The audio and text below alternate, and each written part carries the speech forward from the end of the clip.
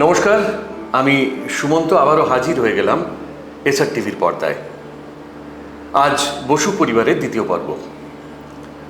আগের দিন অর্থাৎ 11ই অগস্ট প্রথম যে পর্ব, সেখানে আপনাদের বলেছিলাম রবি বসুর কথা। আপনারা জানেন, বিখ্যাত সাংবাদিক, চলচ্চিত্র জগতের সঙ্গে তার একটা সাংঘাতিক নিবিড় সম্পর্ক ছিল। শুধু কি চলচ্চিত্র জগৎ, মানে সেখানে যে অভিনেতা অভিনেত্রী কলাকুশলী তাদের সকলের সঙ্গেই একটা আত্মীয়তার বন্ধনে যেন তিনি জুড়ে গিয়েছিলেন।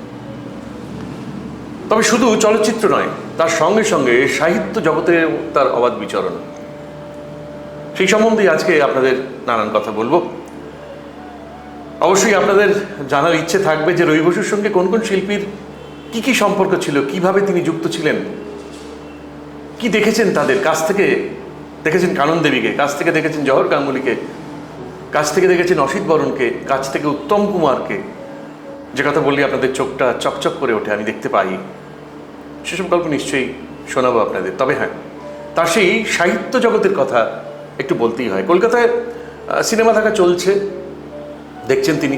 মনের মধ্যে সেই সব অভিনেতা অভিনেত্রী, তাদের মুখগুলো ঘুরে ফিরে আসছে বারবার করে, এবং ভাবছেন যে এদের সঙ্গে কী করে বন্ধুত্ব গড়ে উঠবে, কীভাবে জমে উঠবে সেই সম্পর্ক। আসলে ওই যে বলছিলাম না, যে ঈশ্বর বোধহয় লিখে রেখে দেন সব কিছু, আগে থেকে বোধহয় সব কিছু লেখা ছিল। তো ওই মানিকতলার কাছে একটা প্রেস, যেটা দীপালি প্রেস, সেখানে যোগ দিলেন। ছাপাখানা অবশ্যই।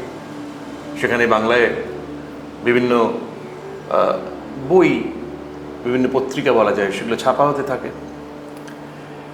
এবং সেখানে কিন্তু কম্পোজের কাজ করতেন, মানে ওই শব্দ চয়ন করে করে বসাতেন গল্পের বা যা কিছু ছাপা হচ্ছে সেই সমস্ত। সেখান থেকে তিনি কিন্তু এলেন রূপাঞ্জলি নামে একটা বিখ্যাত সিনেমা পত্রিকা, সেই রূপাঞ্জলি পত্রিকায় যোগ দিলেন। এবং এইবারে যেটা হলো, মলিনা দাসী, যিনি পরে হলেন মলিনা দেবী, কাননবালা, যিনি হলেন কানন দেবী, এবং সুলাল বাবু ওরফে জহর গাঙ্গুলি, তাদের খুব কাছ থেকে, খুব ঘনিষ্ঠভাবে তিনি দেখতে লাগলেন। আবার একটা মনে পরিবর্তন এলো, এবং তাদের সঙ্গে কথাবার্তা বলছেন, তাদের মনের কথা জানছেন, তাদের বিভিন্ন গল্প শুনে নিচ্ছেন, এবং বুঝলেন যে একজন অভিনেতা অভিনেত্রী কীভাবে তৈরি হয়ে ওঠে। একটা প্রেজেন্স তাদের, মানে সামনে উপস্থিতি, যে আমি আপনাদের সামনে ক্যামেরায় কথা বলছি, যে স্ক্রিন প্রেজেন্স বলা যায়, পর্দায় তাদের উপস্থিতি, সেটা কেমন হয়। এবং অভিনয়ের সময় অভিনেতা অভিনেত্রীর মধ্যে যে একটা রেষারেষি চলতে থাকে, কে এগিয়ে যাবে, কে ভালো অভিনয় করবে, কে কাকে দমিয়ে দিতে পারে, সেগুলো কিন্তু দেখতে লাগলেন এবং বুঝতে লাগলেন। এই বোঝাটা কেন? তার কারণ হচ্ছে, পরবর্তীতে তিনি কিন্তু এই বিভিন্ন ছবির শুটিংয়ে হাজির হয়েছেন এবং সেই শুটিং কভার করেছেন। কীভাবে করেছেন সেটা বলি একটু। স্বয়ংসিদ্ধ উপন্যাসের যে ছায়াছবি হলো, সেটা বাঙালিকে একসময় খুব মাতিয়ে দিল। এবং তখন তো আমাদের মতন এত বিনোদন ছিল না, হাতে হাতে মোবাইল ফোন ছিল না। তখন বিনোদন বলতে ছিল ওই ব্ল্যাক অ্যান্ড হোয়াইট, মানে সাদা কালো যুগের যেসব ছবি, সেগুলো দেখতে যাওয়া হলে, এবং পরিবারের সবাই কিন্তু যেতেন সেই ছবি দেখতে। তো এই যে স্বয়ংসিদ্ধ উপন্যাসের লেখক মণিলাল বন্দ্যোপাধ্যায়, তিনি একটি পত্রিকার সম্পাদক ছিলেন। ভালো কথা। সেখানে রবি বসু কী করবেন? না, রবি বসু সেখানে যোগ দিলেন। এবং সম্পাদক মশাই যিনি ছিলেন মণিলাল বন্দ্যোপাধ্যায়, তিনি দেখলেন যে এই তরুণটি তো বেশ কাজের ছেলে, চটপটের ছেলে, সব কিছু ধরে নিতে পারে। তার কাঁধে দায়িত্বটা তুলে দিলে কেমন হয়? যেমন ভাবা তেমন কাজ। মণিলাল বন্দ্যোপাধ্যায় করলেন কি, সম্পাদকের দায়িত্ব তুলে দিলেন রবি বসুর চওড়া কাঁধে। আর সেখান থেকেই কিন্তু তার এক অন্য যাত্রা শুরু হলো। চলচ্চিত্র সাহিত্যের কাগজ উল্টো রথ একদিন রবি বসুকে ডেকে নিল। সালটা 1954।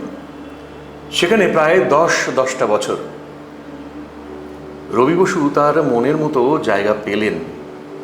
কারণ এই যে 10 বছর ধরে তিনি উল্টোরথ পত্রিকার হয়ে বিভিন্ন শুটিং কভারেজ করা, বিভিন্ন শিল্পীর ইন্টারভিউ নেওয়া, সেগুলো তিনি করতে থাকলেন। মনের মধ্যে যে ইচ্ছেটা ছিল, যে আকাঙ্ক্ষাটা ছিল যে শিল্পীদের কাছাকাছি পৌঁছবেন, তাদের কথা জানবেন, তাদের সঙ্গে একটা বন্ধুত্ব গড়ে উঠবে, সেটাই যেন ধীরে ধীরে হতে আরম্ভ করলো। তারপর বলি গল্পটা। কখনো তিনি পৌঁছে যাচ্ছেন সে গভীর রাতে তোপচাঁচি রাস্তায় সুপ্রিয়া দেবীকে নিয়ে, কখনো উত্তম কুমারের মান ভাঙাচ্ছেন, এবং হাওড়া থেকে কলকাতায় আসার পথে তুলসী চক্রবর্তী দাঁড়িয়ে দাঁড়িয়ে বাসের ভেতর গুনগুন করে কালো হাতি গাইছেন, সেসবই শুনছেন। বনের পাখির পক্ষে উল্টোরাত হয়ে উঠল একটা মনোমতো বন। চলচ্চিত্র, সাহিত্য, নাটক, নায়ক, নায়িকা, গায়ক, লেখক, পরিচালক, সম্পাদক, নাট্যকার সবার সঙ্গেই ব্যক্তিগতভাবে মিলেমিশে বনের পাখি একাকার হয়ে গেল। সব থেকে বড় কথা, আপনাদের মনে হতেই পারে যে এই যে উত্তম কুমারের কথা বলছিলাম, উত্তম কুমারের প্রাণের মানুষ ছিলেন কিন্তু রবি বসু।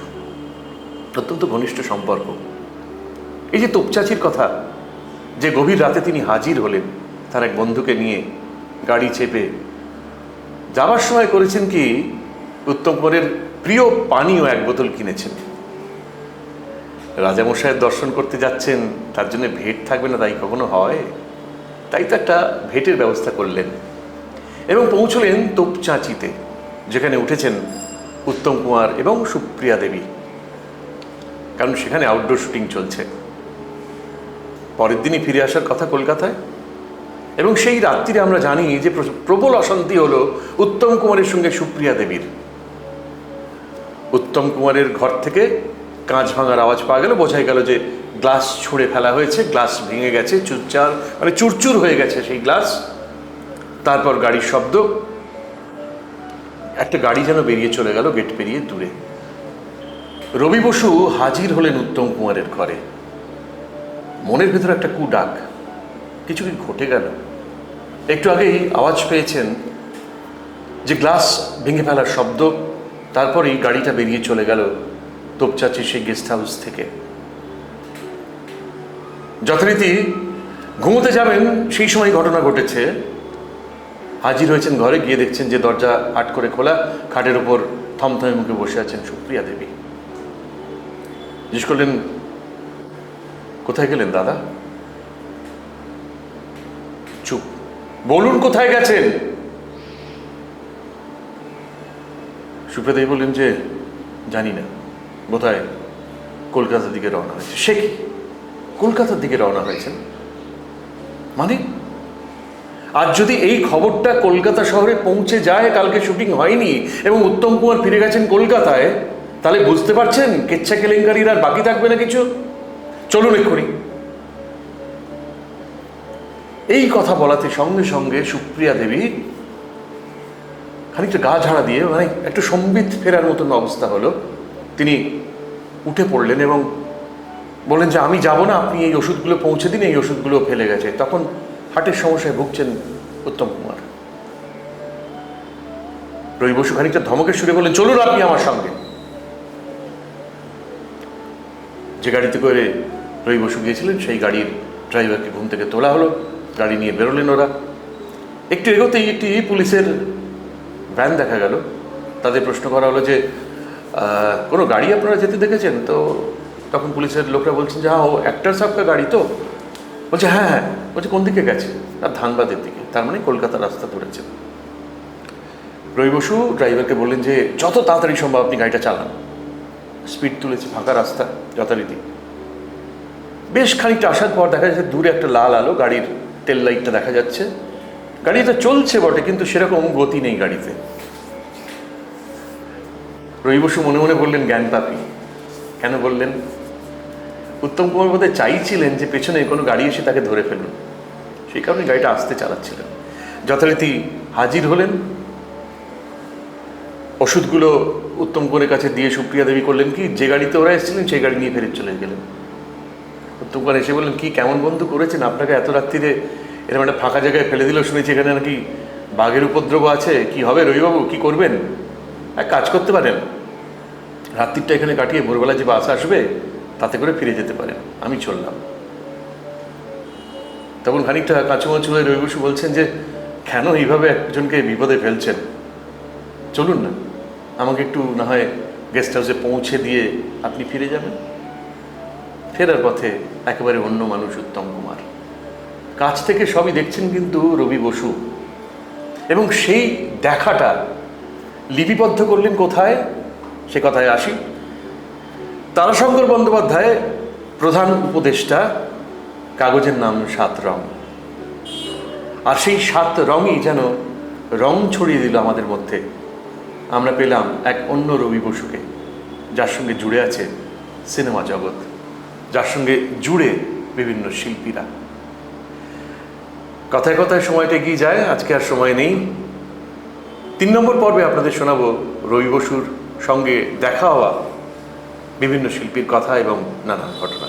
আজ এই পর্যন্ত, নমস্কার।